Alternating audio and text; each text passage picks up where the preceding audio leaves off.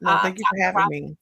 you. Please tell us a little bit about your story. Tell us where it started for you. How did you know it was abuse? Your abuser. Tell us about it. So I did not know it was abuse. It started at 15. I was listening to Dr. Iris, and she was saying hers started at 19. And when I think back to that, because I just turned 50, so that was umpteen years ago.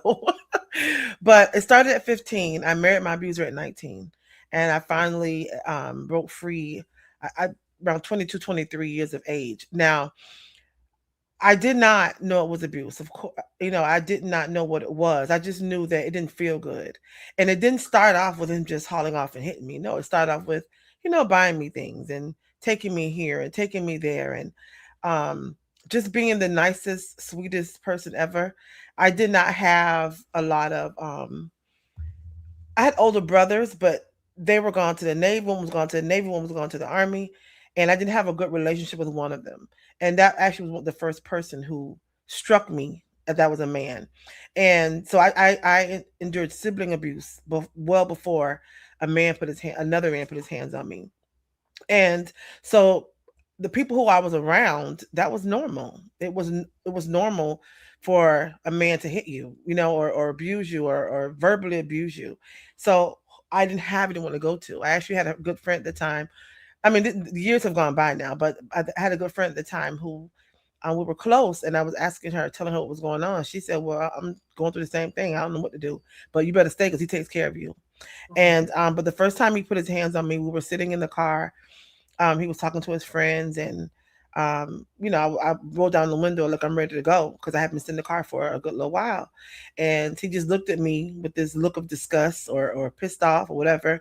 And he got in the car. He drove straight into some woods because where we were on this one street, there were woods down there.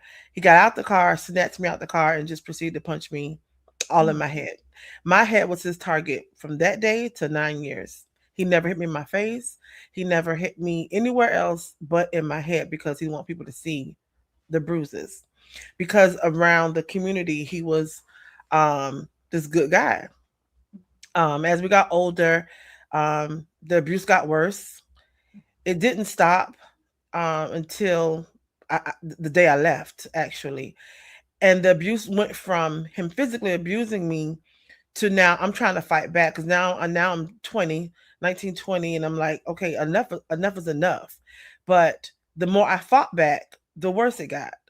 And what made me marry him is it was we've been that cycle of abuse. You know what I mean? It's tension, it build up, and it's honeymoon season, and it starts all over again, and it's very confusing for victims because you think everything is better now. We're in the honeymoon stage, and he's taking me shopping and buying me things and telling me he loves me, and he never necessarily talked to me as if he never called me names and things like that, but he was always very firm and strong, and demeaning, you know what I mean, as far as telling me what to do, and very controlling, very, very, very, very possessive and obsessive. Do want people to look at me, people to talk to me. He would literally dress me up, take me out, and dare somebody to speak. And if somebody spoke, it's my fault. So it was one of those type of relationships. I didn't know how to move, how to breathe. Should I speak to this person? Should I say hello? Because it turned into abuse. We'd be in the car driving, and he would just haul off and hit me in my head. There was a time I did decide to leave, and we statistics say that victims will leave 7 times or more than 7 times before they leave for good, and I left several times over and over again, but leaving always caused him to find me, physically drag me back, or beg and cry. It wasn't always aggressive when I went back. It was leaving flowers at my job. It was buying me things again, and begging and crying and pleading, and oh my God, I'm so sorry, how could I do this to you? I love you so much, I will never do this again. And I will fall for it every time. It got to the point where I stopped trying to leave because it was my new normal. I guess this is what life is going to be. I guess this is what it is, so let me just stop trying to run because he finds me anyway. He eventually found me before he kidnapped me. I was literally at a party outside, and he dragged me, like literally walked up to me, put me in a chokehold and there's hundreds of people outside watching this. This wasn't off in the corner, off in the cut. It was in the middle of the road, and people were standing there. and no one helped me. No one said a thing. And that kind of told me that no one's going to help you, because that happened quite a few times. It would happen in front of people and nobody would say anything. And he dragged me, put me in the car, and drove me to a canal. Threatened to throw us both in the canal. Um, we ended up leaving there, going back to our old apartment. And then I got out of the car and ran to a payphone to try to call somebody to help me. It's 2, 3 o'clock in the morning.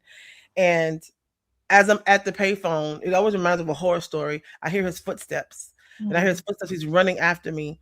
So I ran behind the store by the dumpster, and he found me, and he dragged me all the way back to that apartment. But I Mhm. refused to get back in that apartment or in the car. So I started screaming, and the maintenance man that lived in the building heard me and called the police. So when the police came, they were like, "We were looking for you," and I didn't know. So apparently, someone did say something. There were helicopters over around. There were police looking for me. They had been looking for me for like an hour or two. So that was one of the times he did go to jail. I didn't go to jail. I didn't go to court. He threatened me, because there was a time where he did go to jail before, and I woke up with him slapping me in my face. So he Mhm. was bailed out. He got bailed out of jail, and no one told me, and he broke into my house. Mhm. So I was like, do I go to court? Do I not go to court? If I go to court, he's gonna catch me. If I don't go to court, he's gonna catch me. I just felt so defeated back then. So that lasted until 23 years of age. I went to divorce him. I finally got the courage. I went to divorce him. He came to the court, begged the judge to not divorce us. So guess what I did? I took him back again. And then 3 months later, he hit me again. So I went back to the courthouse and I divorced him finally. Yeah. So it starts a whole nother story, but that's the gist of that and when I divorced him. That was a lot. That was a lot. I want to ask Yeah. you, you were a teenager when you Mhm. met. And so I Yeah. just want to pivot real quick. I want you to talk to either those teenagers that are watching or those adults who haven't even had this conversation and don't realize even how much more now it could be dangerous for their teens in abusive relationships. Yes. Yes. So what It, a parent, what would you say? What should they look out for? Pay attention to everything. And my mom has always asked me, but I didn't know, what did I miss? My mom worked 2, 3 jobs. It was four of us, 4 or 5. My brothers were gone away. Then I had another brother there, and she was working nights. She was working days. She was going to school. My mom was doing it all, and she wanted us. Well, we had to take care of ourselves pretty much. So I would say to parents, just pay attention, ask questions. You're going, if my mom was around more, and I'm not to blame her because she had to take care of her kids, but I'm sure she would have noticed the signs as far as me withdrawing and being quiet, or crying sometimes. And sometimes I would cry. I attempted suicide because I was so afraid. I didn't know what to do. And when I did attempt suicide, my mom, I had bad migraines back then, and my mom just thought I just overtook pills for my migraines, but I was really trying to leave the earth because I just didn't know what to do. You know what I mean? So I think for parents with young teenagers, and we talk about this at our teen summit, you gotta be all in their business. You have to talk to them. You have to ask questions, and not just how was school today. Like get there and ask questions that will require an answer, more than a one word answer. But definitely get into their relationships and find out what's going on. Stay in touch with the teachers at school, because what you don't see, sometimes the teachers in school will see. You So know, when I talked to my kids, when they were in high school about abuse, they would tell me about kids who are being abused at their school by their boyfriend or their girlfriend. mhm. It happens, and those kids are in school being abused, and they go home like nothing happened. We have to get it all up in our kids' business, ask questions. I know going on their phone, like people don't want to go on their phones, but sometimes you have to, because especially if they're not vocal or telling you what's going on. That's really true. Well, what do you think about those who are looking at court processes? Either they want to follow a restraining order or they don't want to go to court. They're afraid that the person is going to come find them because exactly what you said is exactly what happens. And so, Yeah. what do we say to someone who's like, but I want to press charges, but I'm afraid of them? What would you say? That is the hardest thing. That's the hardest thing, because I talk to people today that's like, I want to go press charges, but did you see that lady just got whatever, not too long ago? I don't know if I want to deal with that. I still encourage them to press charges, but you have to have a safety plan. Don't just press charges and get up and go to work the next day. Don't just press charges and go through life regularly. You have people need to know where you are, who you with, what time you're leaving, what time you're coming back. Make sure your location is on for people in your life. They can know where you are. Have a safe word. If you have to call someone and say something out of the way, like strawberry, pineapple, or something. So even a phrase. I had a young lady who would like she would call her friends and say, "Can you order me a pizza?" Something like that. Something random. Do they know I need you to call the police? Because sometimes you can't call the police where you are. So make sure you have that support system. And for those that don't have support systems, reach out to an advocate. The National Domestic Violence Hotline, call them. They will connect you to an advocate. But make sure somebody knows your every move at every time. And I know it's embarrassing. A lot of people don't want to tell their jobs what they're going through. But my abuser met me in the parking lot, parking garage of my job. And had I told the security, had I told my job, my boss, whatever, they would have protected me. Because when I finally did tell them, they made sure I was safe. They would walk me to my car. They would meet me at my car. You know what I mean? We have to get out of being embarrassed and speak up so that people can support us and help us. That's good. That's real good. I get excited about, she's an advocate too. So we have this thing down. Know where you're going to go. Have your thing, your plan in order because I know people that say, oh, I'm leaving, but I have to go to work in the morning. Yeah. You can't go to work in the morning. We know we're Right. telling you that, and we know it's difficult. You may not have the job anymore, but you also may not have your life if you Right. go back on your normal routine of life. So when you started talking about, press charges or go through with the court, but have a safety plan in place. Yes. Someone just said a safety plan is critically important. You may not be able to go to that Critically. same job. The kids' school should know about it. The daycare should know about it. Like you Yes. said, embarrassment. Listen, this is your life. Yes. Okay, we could be embarrassed later. Right now, we just need you to live. So, Dr. Roberts, you are exactly on point. What would you say to someone who may be experiencing this right now? One thing you talked about a lot was the physical abuse that you were experiencing. Mhm. And what would you say to someone who's experiencing that, but they're like, "Well, this is my life now. This is my new normal." It's not. You deserve to be safe. You deserve to be free. You deserve to be loved and treated like the queen you are. I thought that, and I'm able to run off everything you need to do. Guess what? I didn't do those things. Yeah. I did it straight over and right to work. And guess who's meeting me under the parking garage? You know what I mean? I know now I should have done this. I should have done that. When I finally left, I left on a good note. We were having a good day. We're in that honeymoon stage. It was, hey baby, I love you. Have a good day at work. Girl, I got out of there. I was packing clothes a week ahead of time. I was taking my clothes out every day. I would just put a little something in my bag. And I had a friend who had a place, and I asked her, could I move her? She said, yes, when you're ready, just come on. She gave me a key. But I had to leave when it was safe. You can't say, I want a divorce. You can't say, I'm leaving you. You can't say, get out of my life. You can't say those things because that's going to make them even more possessive over you and don't want to go. My abuser stopped going to work when I told him I was leaving him. He was like, okay, well, if you leaving, I'm going too. I'm not going to work. And he wouldn't go to work. He would watch me for days. So what I would tell a woman in the situation now is, again, make sure you have a safety plan. Tell someone, but get out. Don't worry about, and I know it's easier said than done. Don't worry about how I'm gonna pay my bills, how I'm gonna do this, because if you're in an obituary, it's too late. It's too late. Don't worry about being embarrassed. Worry about being in an obituary. Worry about your kids not having their mother. Worry about you Jesus. having an illness for life. I have pseudotumor cerebri because my brain, he beat me so bad that I had knots on my head every other day. I cut my hair so he could stop pulling my hair, and he still found a way to hit me in my head.